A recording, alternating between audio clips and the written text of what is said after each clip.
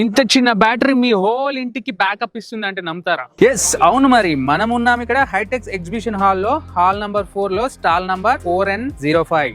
ఇక్కడ battery plus inverter కలిపి అయితే ఇన్బిల్ట్ గా వచ్చింది. దీంట్లో లిథియం బ్యాటరీ అనేది ఇన్బిల్ట్ గా ఉంటుంది. ఇది వాల్ మౌంటెడ్ యాక్చువల్ గా.